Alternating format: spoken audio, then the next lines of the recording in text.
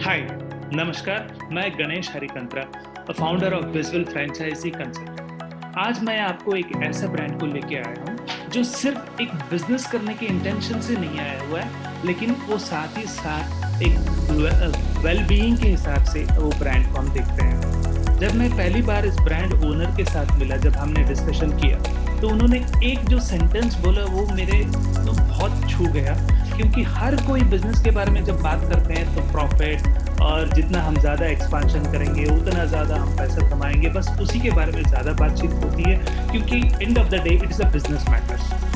But इस brand के साथ जब मैं डिस्कशन करने बैठा हुआ था, जो ब्रांड ओनर ने जो एक बात बोली, मैं बहुत दिल को छू गया। तो इस वजह से हम इस ब्रांड के साथ सब जुड़ चुके थे और हमने इस ब्रांड का एक्सपेंशन करने में अपना पूरी तरह से एफर्ट भी डाला था। तो आज ये ब्रांड ऑलमोस्ट 120 प्लस लोकेशन में बढ़ चुका है। ये ब्रांड एक छोटे से शहर से शुरू हुआ था। इसके पीछे जो हाथ था, जो एनर्जी था, जो शक्ति था, जो वो है ब्रांड ओनर। तो उनका जो एक स्टेटमेंट था वो ये था कि मेरा घर का चूल्हा चल रहा है तो हर किसी का घर का भी चूल्हा इसके थ्रू चलना चाहिए। तो इस दिखने में या सुनने में ये सेंटेंस बहुत छोटा लगता है, बट अगर आप उसका डीप मायने में जाते हैं कि मेरा बिजनेस तो चल रहा है, मेरे लिए तो चल रहा है, और मैं चाहता हूँ हर किसी बंदा जो इस बिजनेस के साथ जुड़ना चाह रहा है और जुड़ रहा है, उनका जिंदगी भी अच्छे और नेक्स्ट लेवल पे बढ़ना चाहिए। तो जो हमारा है ना, बिजनेस फॉर वेल बीइंग, मतलब बिजनेस सिर्फ पैसे कमाने के लिए नहीं होना चाहिए। बिजनेस हमारा लाइफस्टाइल, हमारा जिंदगी और हमको और आगे बढ़ाने के लिए होना चाहिए। वो बिजनेस पीस भी लाना चाहिए, अपने को प्रॉस्पेरिटी भी लाना चाहिए। तो वो ऐसा बिजनेस को जो क्रिएट करते हैं ना, वो बिजनेस ओनर में हमने जो वो देखा, मैं चाहता हूँ आप खुद उनसे मिलिए। वो ब्रांड है पॉकेट कैफे, जिसने अभी 120 प्लस से भी ज़्यादा फ्रेंचाइजी पूरा इंडिया में अपना फैला रहा है और उसी झील के साथ, उसी इंटेंशन के साथ और आगे बढ़ रहा है। तो आज हम मिलते हैं उस ब्रांड ओनर्स के, जिनका नाम है अभिजीत घाटगे, founder and director of pocket cafe. तो चलिए हम उनसे डायरेक्टली मिल लेते हैं और उस ब्रांड को कैसे उन्होंने एक छोटे से ब्रांड से बड़ा बनाया, और उसी हिसाब से हम उनसे बहुत सारे डिस्कशन करेंगे जिससे हम एक दूसरे को जान पाएंगे। तो हम मिलते हैं उस विजनरी लीडरशिप से जिसने इस ब्रांड को एक छोटा ब्रांड से अभी 120 जगह पे उसको एक्सपांड करने में उसके पीछे खड़े रहे। और हम ये भी जानना चाहेंगे उनका फ्यूचर प्लान कैसा है और वो इस ब्रांड को कौन से दूसरे लेवल पे ले जाने का पूरा प्लान अपने पास रेडी रखे हुए हैं। तो हम मिलते हैं, हम वेलकम करते हैं मिस्टर अभिजीत घाटगे, the founder and director of pocket cafe OPC private limited. Sir welcome.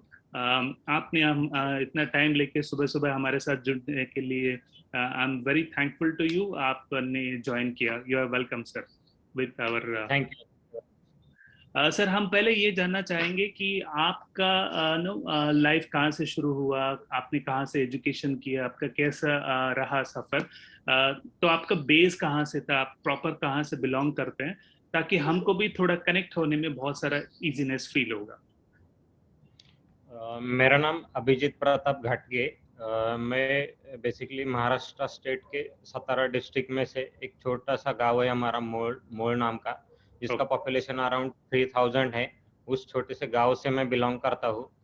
मैंने वहाँ पे अप टू 10th तक मैंने एजुकेशन लिया। उसके बाद मैंने इंजीनियरिंग किया, जो मैंने सतारा जाके मैं ऑटोमोबाइल इंजीनियर हूँ। ऑटोमोबाइल इंजीनियरिंग कंप्लीट करके मैंने पुणे में आके मैं जॉब के लिए शिफ्ट हुआ था 2007 में। और 2007 से लेकर 2015 तक मैंने जॉब किया। जॉब करते टाइम पे मैंने अलग अलग मल्टीनेशनल कंपनीज में सॉफ्टवेयर इंडस्ट्री में जॉब किया, जैसे कि जोमेट्रिक है या फिर परसिस्टेंट कंपनी है इस तरीके के, या फिर महिंद्रा इंजीनियरिंग है। इस तरीके के बड़े बड़े ग्रुप्स में मैंने 2017 से लेकर 2015 तक जॉब किया। सर नॉर्मली क्या होता है, जब जॉब में रहते हैं लोगों को लगता है लाइफ अच्छे खासा गुजर रहा है, हर महीने के एंड में सैलरी आ रहा है और ज्यादातर लोग तो नाइट आउट करने जाएंगे ना, उस टाइम पे तो एंजॉयमेंट रहता है। उस मोमेंट पे आपको ऐसा क्यों सोच में आया कि मैं एक बिजनेस खोलूं और बिजनेस को बढ़ाऊं? एक्चुअली क्या था कि मेरे बचपन से ही मुझे बिजनेस करने का एक दिमाग में चल रहा था, क्योंकि मेरे पिताजी का एक छोटा सा, हमारे गांव में एक छोटा सा किराना शॉप या सुपरमार्केट आप जिसे बोलते हैं, उस तरीके का छोटा सा शॉप था। तो उसी एनवायरनमेंट में, उसी शॉप में मैं पला बड़ा था, क्योंकि उसी शॉप के अंदर हमारा छोटा सा घर था, तो उसी में हम रहते थे। तो जब भी हम मतलब स्कूल में भी जाते थे तो भी वो शॉप से ही होके गुजरना था। जब घर आते थे तो शॉप ही आना पड़ता था। तो हमने मतलब पूरा शॉप वाला, बिजनेस वाला लाइफ हमने, भले वो छोटा था बट वो वाला जिंदगी मैंने जिया हुआ था। और मैं हमेशा चाहता था कि मैं भी इस बिजनेस को कैसे बड़ा कर सकता हूँ, या फिर मुझे कुछ ना कुछ करना है तो बिजनेस में ही करना है, कुछ डिफरेंस क्रिएट करना है तो बिजनेस में करना है। उस तरीके का एक माइंडसेट बना हुआ था, क्योंकि जब भी मैं स्कूल से रिटर्न आता था तो पिताजी को या फिर मेरे अंकल थे उनको मैं हेल्प करता था उनके बिजनेस में। भले वो छोटा हेल्प था बट वो हेल्प होता था, भले वो बचपन से लगा था। मतलब मैंने पहले स्कूल से पहले शॉप देखा हुआ था। सो दैट्स द रीजन, एक माइंड में था कि मुझे कुछ ना कुछ करना है, बिजनेस में करना है, मुझे कुछ अलग पहचान बनानी है, या फिर मैं क्या डिफरेंस क्रिएट कर सकता हूँ इस बिजनेस फील्ड में।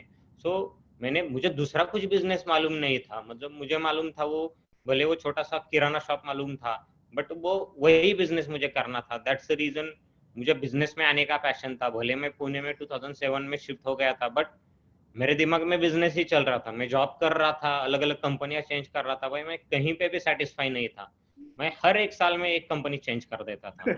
मतलब इस तरीके का मेरा ओवरऑल करियर था। बट मैं 2006 से, जैसे 7 से पुणे में आया, उस टाइम से मैं बिजनेस करने की कोशिश कर रहा था। मैंने अलग अलग 2-3 बिजनेस करने का भी कोशिश किया था, बट कहीं पे मैं फेल हो गया था। जैसे मैंने कंप्यूटर ट्रेनिंग इंस्टीट्यूट 2007 में स्टार्ट करने का प्लान किया, बट स्टार्टिंग में ही वो फेल हो गया था। सो इस तरीके से अलग अलग बिजनेस करने का दिमाग में चल रहा था। भले मैं जॉब कर रहा था, बट मैं जॉब में मेरा मतलब, मैं वहां का काम होने के बाद मेरे दिमाग में खाली बिजनेस चलता रहता था कि मैं क्या कर सकता हूँ, कैसे मैं यहाँ से निकल के बिजनेस स्टार्ट कर सकता हूँ। सो दैट्स द रीजन वो चलता रहा। और 2013 में जॉब करते टाइम पे मैंने इस इंडस्ट्री में मैं आ गया, कैफे इंडस्ट्री में। पॉकेट कैफे नाम से हमने उस टाइम पे एक फर्स्ट आउटलेट स्टार्ट कर दिया, और तो उसके इसका थ्रू नाम हम आपने, बिजनेस। सॉरी, इसका नाम आपने पॉकेट कैफे क्यों रखा? एक्चुअली क्या है कि कोई भी बिजनेस जब स्टार्ट करते हैं ना, तो उसके लिए एक नाम ऐसा होना चाहिए कि जो इजी टू रिमाइंड होना चाहिए, जो इजीली दिमाग में रह सके, इस तरीके का होना चाहिए। दैट्स द रीजन, क्योंकि हर किसी को पॉकेट होता है, भले वो लेडीज हो जेंट्स हो, हर किसी का एक पॉकेट होता है। और पॉकेट मतलब ये यूज टू वर्ड है। That's the reason pocket word हमने पकड़ा था। बट उसको पकड़ने का एक साइकोलॉजी ये भी था कि हमारा initial as a pocket cafe brand expand करने का मतलब, एक यूनिट आउटलेट स्टार्ट करने का ये था कि हम जो लोग हैं जिनको अफोर्डेबल नहीं है बड़े वाले कैफेज में जाके वहां पे फूड के लिए पे करना उस तरीके का अमाउंट, उनके लिए एक्चुअली हमने डिसाइड किया था कि उनके लिए हम प्रोवाइड कराएंगे फूड अच्छे क्वालिटी का, अच्छे एनवायरनमेंट में, hygienic good quality food reasonable price में, जो उनके पॉकेट के लिए भी अच्छा रहे, उनको अफोर्डेबल रहे। यही एक कंसेप्ट था पॉकेट कैफे नाम रखने का। आपने इस कैफे में ऐसा कौन कौन सा प्रोडक्ट को आप सर्व करते हो? वैसे तो हम इनिशियली, हमारा जो स्टार्ट हुआ था 2013 में, हम खाली कोल्ड कॉफी और शेक से स्टार्ट हुए थे। बट आज की डेट में अगर 2020 में 22 में आप देखोगे तो हमारा जो रेंज ऑफ प्रोडक्ट्स है वो बहुत बदल चुका है। उसके पीछे बहुत सारे रीजंस है। हम फॉलो कर रहे हैं ट्रेंड को, हम फॉलो कर रहे हैं मार्केट को। अगर हमें मार्केट को फॉलो करके मार्केट के ट्रेंड से आगे अगर निकल जाना है, तो हमारे इस तरीके के प्रोडक्ट होने चाहिए जो मार्केट के ट्रेंड को पकड़ के भी हो और ट्रेंड को क्रिएट करने के लिए हेल्पफुल हो। सो currently we are serving morely, as a brand we are more focused on cold coffee, pizza, burger, pasta, उसके अलावा कैलजॉन। सो इस तरीके, या फिर सलाद हो, सूप्स हो, इस तरीके से हम प्रोडक्ट सर्व कर रहे हैं, जिसमें मोर देन 100 प्रोडक्ट्स हमारे ब्रांड के अंदर हम सर्व कर रहे हैं, और विथ गुड बेस्ट क्वालिटी हम सर्व कर रहे हैं। As a brand we believe कि जिस तरीके का कोल्ड कॉफी का क्वालिटी हम सर्व कर रहे हैं मार्केट में, या फिर जिस तरीके का पिज्जा आज की डेट में हम हमारे ब्रांड के अंदर दे रहे हैं, वो हम कॉम्पीट करते हैं बड़े बड़े जो भी मल्टीनेशनल ब्रांड्स है, इंटरनेशनल ब्रांड्स है, उनके साथ हम कॉम्पीट करते हैं with again 25 to 30% lower food cost. So हमारा जो टारगेट है, जो लोअर मिडिल क्लास या फिर मिडिल क्लास कस्टमर को लेके हमने ये जो ब्रांड बनाया है, उसको हम कैटर कर रहे हैं, but at the same time quality wise हमारा कंपटीशन रह रहा है वो इंटरनेशनल ब्रांड के साथ है। सो वी बिलीव कि हमें बेस्ट क्वालिटी प्रोडक्ट सर्व करना है विथ पॉकेट फ्रेंडली प्राइजेस। ये जो आपका कोल्ड कॉफी है जिसको हमने भी ट्राई किया था, विच इज़ वेरी यूनिक, और उसका जो टेस्ट है ना बहुत अलग रहता है। हालांकि इसको घर में जाके बनाने की कोशिश भी करो ना, बनता नहीं है क्योंकि वो उतना थिकनेस आता नहीं है। तो ये जो प्रोडक्ट होता है, जो रॉ मटेरियल होता है, वो आप कहाँ से प्रोक्योर करते हैं या मैन्युफैक्चर करते हैं, वो कैसे करते हैं? देखो, कोई भी प्रोडक्ट का जब भी हम हमारे यहाँ पे ट्रायल लेते हैं तो हम हमारा कोशिश यही रहता है कि वो मार्केट से सोर्सिंग किया हुआ जो सब जगह पे मिलता है वो वाला प्रोडक्ट हम ना सर्व करके हमारा खुद का एक यूनिक टेस्ट होना चाहिए। देखो, कोई भी ब्रांड अगर मार्केट में इंटरनेशनल ब्रांड चल रहे तो वो उनकी यूनिक टेस्ट, यूनिक क्वालिटी के कारण चल रहे हैं। सो उसका उन्होंने उनका इन हाउस प्रोडक्शन यूनिट, उनका यूनिकनेस उन्होंने खुद R&D करके बनाया हुआ है। Same way as a pocket cafe हम भी वही चीज करते हैं कि हम भी चाहते हैं कि हमारे प्रोडक्ट का क्वालिटी तभी बना रहेगा जब वो प्रोडक्ट हमारा इन हाउस बनेगा। सो ये जो भी प्रोडक्ट मैं बात कर रहा हूँ, भले वो पिज्जा हो, हम पिज्जा में पिज्जा का फ्रेश डो पिज्जा सर्व करते हैं कैफेज में, और वो फ्रेश डो बनाने का जो भी इंग्रेडिएंट और रॉ मटेरियल का प्रोडक्शन है वो हमारा इन हाउस है। और हम चाहते हैं कि उसी यूनिकनेस को हम आगे कैरी करेंगे अगर हम उसको इन हाउस बना देंगे, क्योंकि बहुत बार अभी मार्केट में इस तरीके से कैफे इंडस्ट्री में बन गया है कि ये सब प्रोडक्ट कैसा होता है बहुत सारे फूड इंडस्ट्री में कि ये ओपन सोर्स रहता है, मतलब बहुत सारी कंपनियां ओपन मार्केट में उसको सेल कर देती है, तो आप उसका क्वालिटी मेंटेन नहीं कर पाते हैं।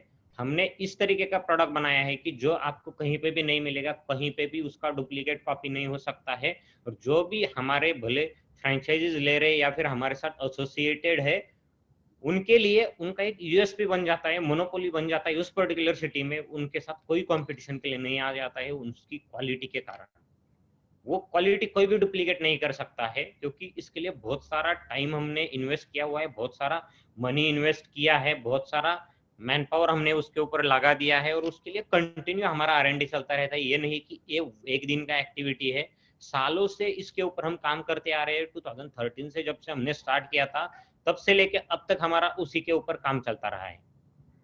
सो दैट्स द रीजन एक हमारा यूएसपी बना हुआ है, और हम चाहते हैं कि इसी यूएसपी को हम एक अलग लेवल पे लेके जाएंगे, और जिसके कारण पॉकेट कैफे का एक बड़ा नाम बन जाए। और हमारे जो भी फ्रेंचाइजीज आज के डेट में रन कर रहे हैं, अगर वो 2 लाख रुपए कमा रहे हैं महीने का, तो हम चाहते हैं कि उनको 5 लाख रुपए कमा ले। 5 लाख जिस दिन हम उनको कमाने के लिए वहां पे लेके जाएंगे, उससे आगे वो 10 लाख पे कैसे हम लेके जा सकते हैं उनको मंथली प्रॉफिट पे, वही हमारा टारगेट रहता है कोई भी प्रोडक्ट डेवलप करते टाइम पे।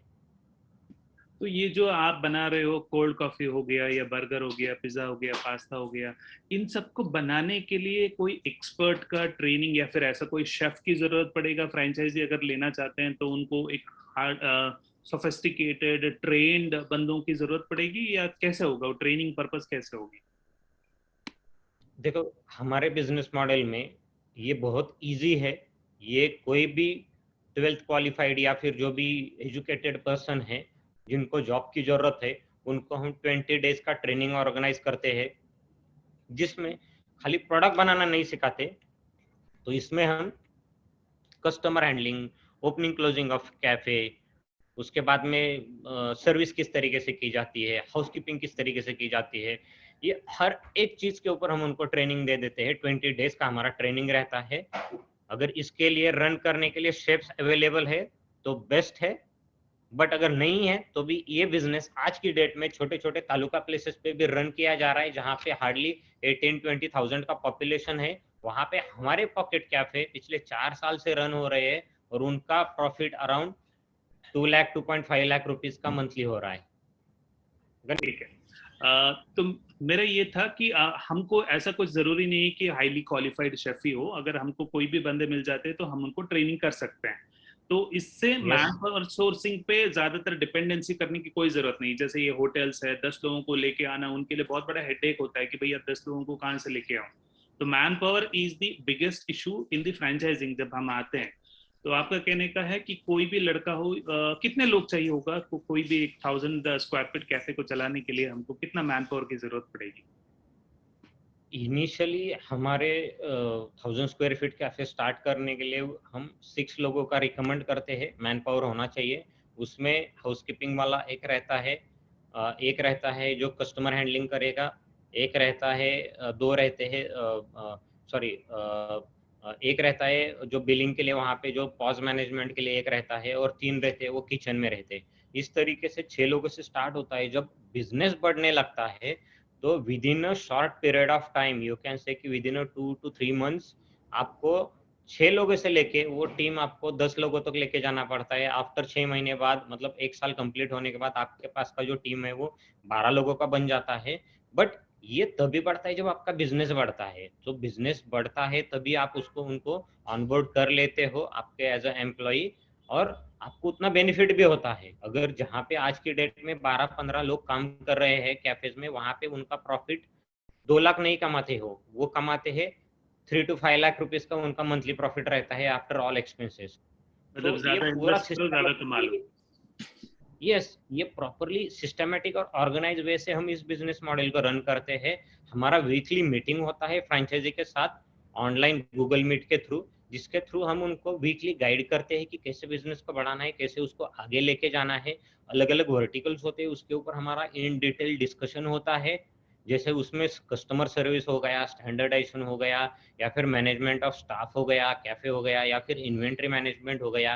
सो अलग अलग वर्टिकल्स के ऊपर हम ट्रेनिंग प्रोवाइड करते हैं। उसमें फ्रेंचाइजी ओनर भी इन्वॉल्व रहते हैं, और at the same time staff को भी हम इन्वॉल्व कर लेते हैं, जिसके कारण जो ब्रांड का विजन है वो फ्रेंचाइजी तक पहुंच जाए, फ्रेंचाइजी से वो स्टाफ तक भी पहुंच जाए। और ये जो हमारे वैल्यूज है, जो हमारे विजन है, ये जो हमारे जो भी कैफेज में काम करने वाले ओवरऑल एम्प्लॉयज है, वो कस्टमर तक पहुंचा सके।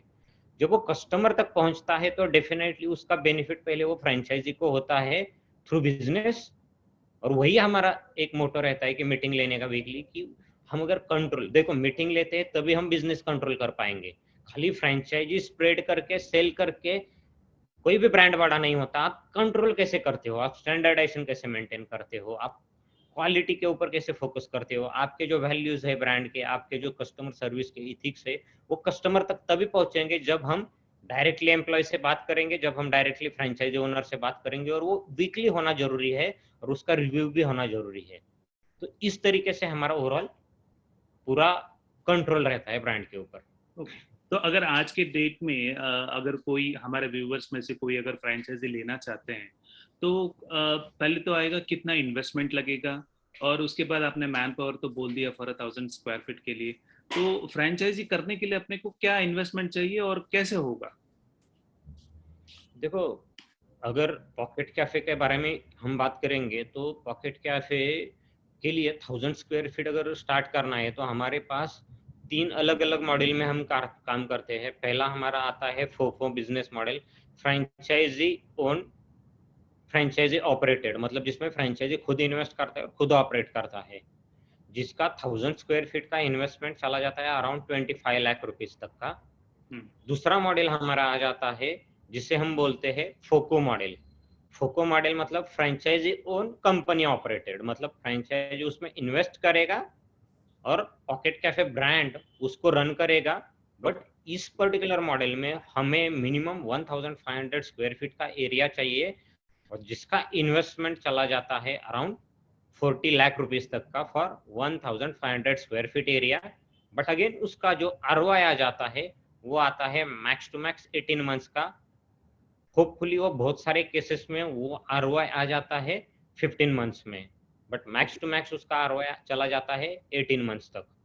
वो हो जाता है फोको मॉडल। और थर्ड मॉडल होता है कोको मॉडल, जिसमें कंपनी ओन कंपनी ऑपरेटेड, मतलब हमारा पॉकेट कैफे ब्रांड ही उसमें इन्वेस्ट करेगा और ब्रांड ही उसको रन करेगा। उसका जो साइज होता है कैफे का मिनिमम 2000 स्क्वायर फीट का होता है, जिसमें हम ही इन्वेस्ट करते हैं और हम ही ऑपरेट करते हैं। ओके सर, अभी हमने बताया कि 25 लाख इन्वेस्टमेंट होगा कैफे बनाने में, जो हमारा 1000 स्क्वायर फीट का है। तो उसमें ऑपरेशनल कॉस्ट क्या आएगा, मंथली खर्चेस जो होते हैं ना, वो क्या आएगा और कितना अमाउंट बच पाएगा? इसमें दो रहते हैं, देखो दो वेज रहते हैं, क्योंकि हमारा फूड कॉस्ट दो तरीके का है, एक है 25% का और एक रहता है 35% का। सो 25% फूड कॉस्ट हमारा मेट्रो सिटीज में है, जहाँ पे करीब 1000 स्क्वायर फीट का प्रॉपर्टी लेने के लिए अराउंड 1 लाख रुपीज का रेंटल चला जाता है, तो वहाँ पे हमारा 25% का फूड कॉस्ट रहता है।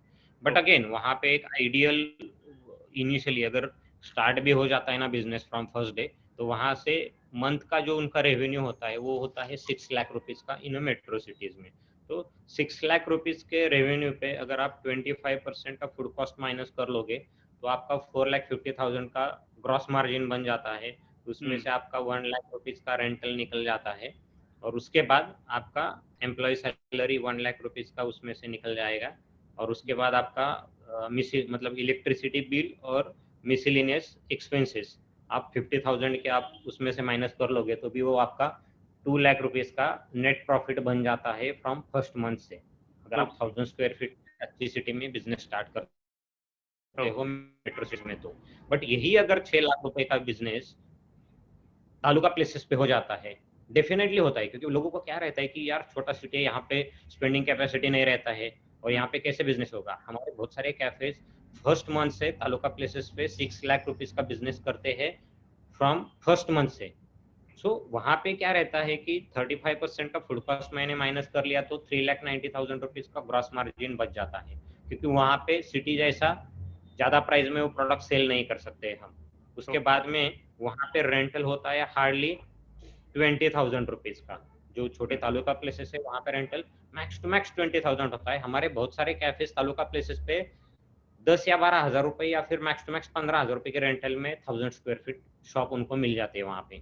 उसके बाद वहाँ पे जो एम्प्लॉय सैलरी जो सिटी में 1 लाख रुपीज था, वो तालुका प्लेसेस पे एम्प्लॉय सैलरी हार्डली 70,000 का हो जाता है, ड्यू टू वहाँ पे वो इजीली अवेलेबल होता है। कोई भी वहाँ पे 10-12 हजार रुपए की सैलरी पे इनिशियली ज्वाइन होने के लिए रेडी हो जाता है, तो 70,000 रुपए का सैलरी हो जाता है। उसके बाद में इलेक्ट्रिसिटी बिल 20,000 का मैक्स टू मैक्स उसमें से माइनस कर लो, तो भी आपका 2,80,000 रुपए का नेट दिख रहा है। उसमें से भी मिसलिनियस आप 30,000 माइनस कर लो, तो भी आपका 2.5 लाख रुपए का प्रॉफिट निकल जाता है तालुका प्लेसेस पे। मतलब बिजनेस सेम हो रहा है, कम प्राइस में सेल करके भी तालुका प्लेसेस पे। सिटी में भी 6 लाख का बिजनेस हो रहा है, गांव में भी छोटे तालुका प्लेसेस में भी 6 लाख का बिजनेस हो रहा है। बट दोनों जगह का आप after end of the month आप प्रॉफिट कैलकुलेट करने जाओगे, तो तालुका प्लेसेस पे 2,50,000 रुपीज का नेट प्रॉफिट बन जाता है। So this is the potential and this is how our business model is. तो ये जो फूड कॉस्ट बदल रहा है 25% वहाँ पे 35% यहाँ पे, ओनली बिकॉज ऑफ आप रेट में रिड्यूस कर रहे हो। जैसे तालुका प्लेस में हो गया, डिस्ट्रिक्ट में हो गया, जो प्राइसिंग रहेगा, जो जैसे बैंगलोर ऐसे मल्टीपल सिटीज है, इसका रेट और इनका रेट में डिफरेंस रहेगा, कम रहेगा। यस यस यस, ताकि इट इज मतलब अगर कोई अफोर्डेबल। Yes yes yes. तो अगर कोई फ्रेंचाइजी लेना चाहता है, तो उस फ्रेंचाइजी जो लेने वाला रहेगा, वो तो एक तो इन्वेस्टमेंट हो गया, उसके अलावा आप उसमें क्या देखते हो जिसको हम आप ऐसा बोल सकते हैं हाँ इस बंदे को मैं फ्रेंचाइजी दे सकते हैं? तो क्वालिटीज क्या होना चाहिए जो भी एक एंटरप्रेनर आता है उसको फ्रेंचाइजी लेना है तो? देखो, एंटरप्रेनर या फिर जो इन्वेस्टर हम जो देखते हैं कैफे में इन्वेस्ट करने के लिए, पहले तो हमें फाइनेंशियल बैकग्राउंड देखना पड़ता है। उसके बाद हम देखते हैं कि उनमें बिजनेस माइंड किस तरीके का है, मतलब बिजनेस का अप्रोच क्या है। क्योंकि बहुत सारे ऐसे लोग होते हैं कि उनको बिजनेस बैकग्राउंड होता है, बट उनका प्रायोरिटी रहता है खाली पैसा। पैसा तो मिलता है, बट फर्स्ट प्रायोरिटी है कि हमें कस्टमर को best product, best quality, best service provide करनी पड़ेंगे। और एट द सेम टाइम हम ये देखते हैं कि ये जो इन्वेस्टर है, क्या ये हमारे ब्रांड को फॉलो कर पाएगा, क्या उसमें उस तरीके का एटीट्यूड है। क्योंकि बहुत बार ऐसा हो सकता है ना कि इन्वेस्टर इन्वेस्ट करने के लिए रेडी है, बट वो खुद का दिमाग लगा के भी वो रन करने की कोशिश करता है। सो एज अ ब्रांड हम बहुत स्पेसिफिकली चूज करते हैं कि जो इन्वेस्टर है उसका एटीट्यूड टुवर्ड्स ब्रांड या फिर फ्रेंचाइजी लेने के लिए किस तरीके का है, और उसको रन करने के लिए क्या वो हमारे स्टैंडर्ड फॉलो करने के लिए फ्लेक्सिबल है। वो इमीडिएटली हमें पता चलता है। हमारे कुछ अलग से उसके थ्रू हम उनके साथ अलग अलग टाइम पे अलग अलग डेट पे मीटिंग करके हमें उसके बारे में पता चलता है कि whether he is capable to run our business और नॉट। ओके।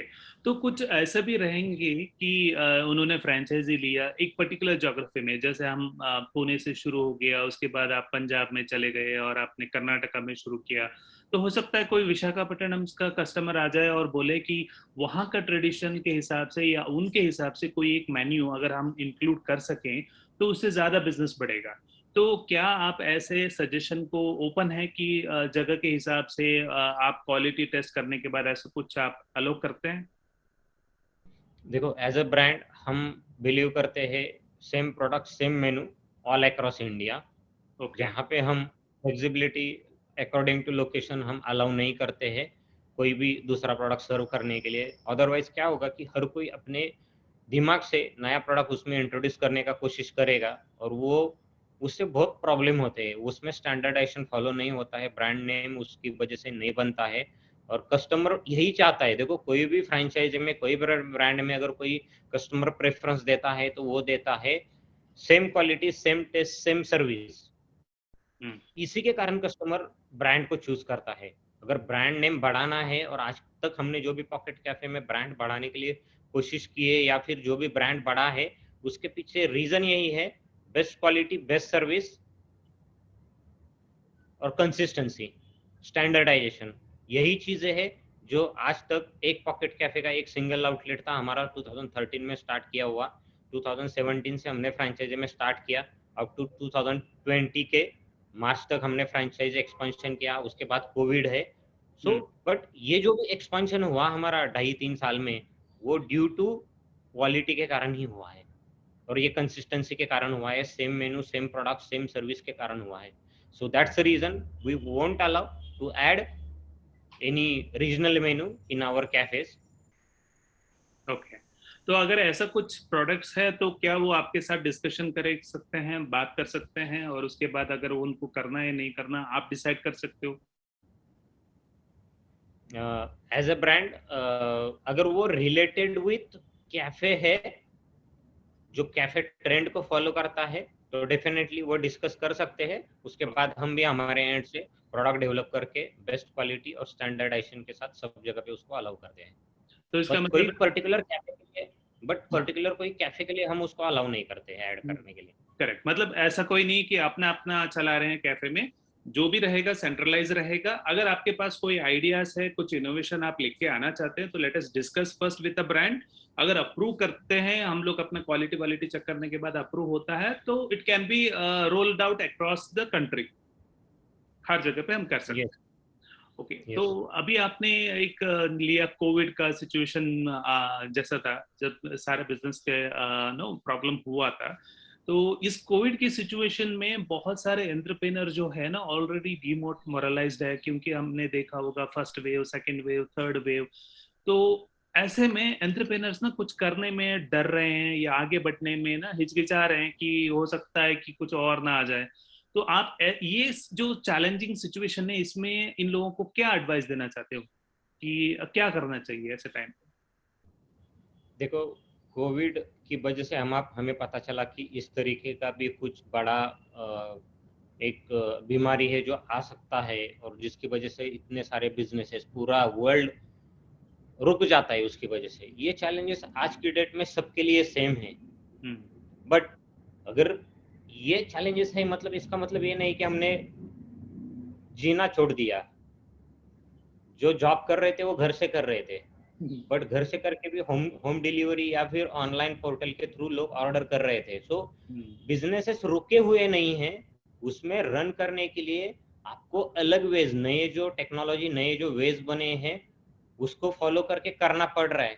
बट इसका मतलब ये नहीं है कि बिजनेस नहीं होते, बिजनेस होते हैं। हमें टेक्नोलॉजी, हमें ट्रेंड फॉलो करने पड़ते हैं, हमें इनोवेशंस फॉलो करने पड़ते हैं, हमें अलग हटके कुछ ट्रेंड्स क्रिएट करने पड़ते हैं, प्रोडक्ट डेवलप करने पड़ते हैं।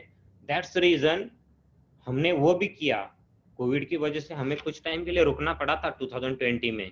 ओके। हमारे लिए भी ये नया था, बट हमने उस पर्टिकुलर टाइम को प्रोडक्ट डेवलपमेंट में हमने इन्वेस्ट किया।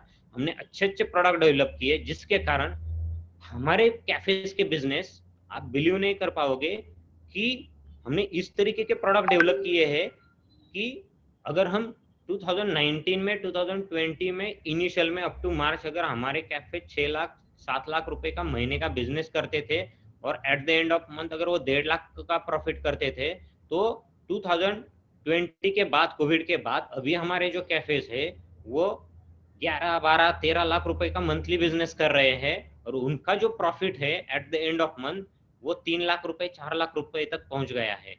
सो यानी ये बढ़ कैसे गया। हुआ? ये हो गया हमने जो उसमें जो इनोवेशंस, जो प्रोडक्ट डेवलप किए उसके कारण हो गया। और एज अ ब्रांड हम बिलीव करते हैं कि हमें कंटिन्यूअसली, हमने R&D पे हम बहुत फोकस करते हैं, इनोवेशंस पे बहुत हम फोकस करते हैं, कस्टमर सर्विस पे हम बहुत फोकस करते हैं, हम ट्रेनिंग पे बहुत बिलीव करते हैं। हमारे स्टाफ जो भी एम्प्लॉयज है, फ्रेंचाइजी ओनर है, उनको ट्रेनिंग देने के लिए हम बहुत कोशिश करते हैं। दैट्स द रीजन आज की डेट में अगर हमारे कैफे 10 या 12 लाख रुपए का महीने का बिजनेस कर रहे हैं या फिर 15 लाख का बिजनेस कर रहे हैं, तो हम चाहते हैं कि हमें इसको अभी 30 लाख के ब्रैकेट में लेके जाना है।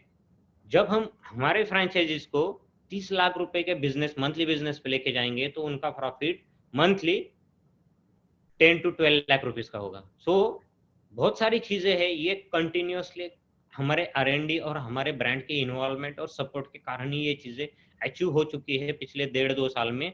तो डेफिनेटली अगले 1.5-2 साल में एज अ ब्रांड हमारा विजन है कि हमारे जो भी पॉकेट कैफेज है उनको हमें 1 लाख रुपीस पर डे के सेल पे लेके जाना है। डेफिनेटली ये पॉसिबल हो सकता है अगले 1 साल में या फिर मैक्स टू मैक्स 2 साल के अंदर हम उस लेवल पे ब्रांड को लेके जाने की कोशिश कर रहे हैं। यानी आप बोल रहे हो कि ऐसे चैलेंज आने की वजह से ही आप लोगों ने अलग अलग रास्ते निकाले, अलग अलग प्रोडक्ट डेवलप किए और आज पहले से ज्यादा आप सेल्स पे कर रहे हो। तो दिस इज रियली नो एक अच्छा स्टेप्स है, क्योंकि अगर हम जैसे जैसे चैलेंजेस आ रहे हैं उस चैलेंजेस को हम स्टेप ओवर करने के रास्ते भी रहते हैं, बस हमको एक्सप्लोर करने की जरूरत है। और जैसे हम एक्सप्लोर करेंगे हम पिछले जो टाइम थे उससे भी ज्यादा बिजनेस कर सकते हैं, उससे भी ज्यादा कर रहे हैं। तो I think this is the एक बहुत अच्छा लाइन है। जो हेजिटेट कर रहे हैं कि करना है नहीं करना है, उन लोगों के लिए आई थिंक ये एक ऐसा है कि आप रुक के वेट करते रहोगे तो बस तो पास हो ही जाएगा। आप अच्छा है तो आप कूद के, अगर हम एक बार अगर बिजनेस में चले जाते हैं तो अपने आप रास्ते बनते जाते हैं और बिजनेस बढ़ता जाता है। सिर्फ डेडिकेशन एंड ओपन टू नए नए चैलेंजेस आता रहेगा, क्योंकि ये एक ही नहीं है, ऐसे 1000 चैलेंज आएंगे, आगे भी आएंगे। और उन सबको आगे भी बढ़ा के ले जाने का एक view, thought process pocket cafe के साथ ऑलरेडी है। तो उसमें कोई किसी को चिंता होने की जरूरत नहीं है। तो मेरा आपका एक आखिरी सवाल ये भी है कि आपका फ्यूचर प्लान क्या है? मतलब पॉकेट कैफे को आप आगे और एक 5 साल के आगे कहाँ पे देख रहे हैं? क्योंकि आज के डेट में जब शुरू हुआ था एक दो जगह पे था, और आज के डेट में आप 120 प्लस ऑलरेडी हो चुके हो, और अभी भी बहुत सारे लोगों का डिस्कशन भी हो रहा है। तो आप ये अगले 5 साल में पॉकेट कैफे को कहाँ पे देख रहे हैं? देखो, एज अ ब्रांड अब तक हमने 126 कैफेज ओपन किए हुए हैं all across India. So as a brand हमारा एक जो विजन है कि हम middle class, lower middle class जो पॉपुलेशन है इंडिया का, वहाँ उस पर्टिकुलर पॉपुलेशन को हमने केटर करने के लिए पॉकेट कैफे ब्रांड बनाया हुआ है। और हमने हमारे पिछले 4 साल 5 साल का हमारा एक्सपीरियंस ये रहा है कि छोटे छोटे तालुका प्लेसेस पे भी हमारे pocket cafes monthly 2 lakh 2.5 lakh rupees का नेट प्रॉफिट कमाते हैं। नेट प्रॉफिट मैं बात कर रहा हूँ। अगर कोई 25 लाख रुपीस आज के डेट में पॉकेट कैफे में इन्वेस्टमेंट है, तो बट आप ये भी देखना पड़ेगा कि छोटे तालुका प्लेसेस पे इसको स्टार्ट करके आप ईयरली 20 to 30 लाख रुपीस का नेट प्रॉफिट कमा सकते हो ये बिजनेस के में इन्वेस्ट करके। ये बड़ा, इतना बड़ा पोटेंशियल है पॉकेट कैफे बिजनेस में, मतलब कैफे इंडस्ट्री में छोटे छोटे तालुका प्लेसेस पे। बट उसके लिए आपको एक अच्छा ब्रांड के साथ जुड़ना चाहिए जिसका एक अच्छा ब्यूटीफुल इंटीरियर हो, अच्छा सपोर्ट हो और बेस्ट क्वालिटी प्रोडक्ट सर्व करता रहे, जो कंट्रोल करता रहे उस पर्टिकुलर हर एक जो भी उनके फ्रेंचाइजी उनके उनको थ्रू मीटिंग्स, थ्रू ऑडिट्स, अलग अलग वेज से उसको कंट्रोल करे। इस तरीके के अगर पॉकेट कैफे वाले ब्रांड में आप अगर जुड़ जाते हैं, तो हम एज अ ब्रांड चाहते हैं कि हर एक तालुका प्लेसेस पे हमें इसको ग्रो करना है। और हम जब भी कोई तालुका प्लेसेस पे जाना चाहते हैं, तो हमारे अलग अलग वेज से उसके रिव्यूज रहते हैं, हम सर्वे कर लेते हैं, फिजिकल सर्वे कर देते हैं, डिजिटल सर्वे करते हैं, हम कंसल्टिंग लेते हैं अच्छे अच्छे कंपनियां जो इसमें मास्टर्स रहते हैं कि आपको यहाँ पे स्टार्ट करना चाहिए या नहीं करना चाहिए बिजनेस। सो इतना बड़ा पोटेंशियल है। अगले 5 साल में हम चाहते हैं कि एज ऑल ओवर इंडिया हमें हमारे ब्रांड के एटलीस्ट 600 आउटलेट्स हमें ओपन करने हैं तालुका प्लेसेस पे, जिसमें से 50% आउटलेट्स जो है वो कंपनी ओन रहेंगे, मतलब कंपनी ओन कंपनी ऑपरेटेड रहेंगे, जिसमें कंपनी खुद इन्वेस्ट करेंगी, और 50% आउटलेट इस तरीके के रहेंगे जिसमें फ्रेंचाइजी इन्वेस्ट करेंगे, जो इन्वेस्टर इन्वेस्ट करेंगे और वो खुद रन करेंगे, या फिर वो इन्वेस्ट करेंगे कंपनी रन करेगी। Okay, thank you very much sir, आपने इतना टाइम हमसे बिताया और अपने पॉकेट कैफे के बारे में जो प्लान है और जैसा सिस्टम है उसके बारे में बताया। जो भी व्यूअर्स इसमें ज्वाइन होना चाहते हैं, आप कमेंट्स लिख सकते हैं जो बाद में देख रहे हो, या हमको कांटेक्ट कर सकते हैं। हमारे साथ जुड़ने के लिए अभिजीत गाटगे सर, आपको थैंक यू वेरी मच। और हम आगे भी आपके साथ जुड़े रहेंगे ताकि हम साथ में मिलके पॉकेट कैफे को एक 5 साल के बाद एक बहुत बड़ा ब्रांड के हिसाब से देखते हैं, और इस जर्नी को उस टाइम पे हम याद करेंगे कि हमने ये ऐसा भी डिस्कशन किया था, जो पहले हम लोग 120 प्लस थे और आज हम जो भी 600 है। Thank you sir, thank you very much. Thank you very much sir.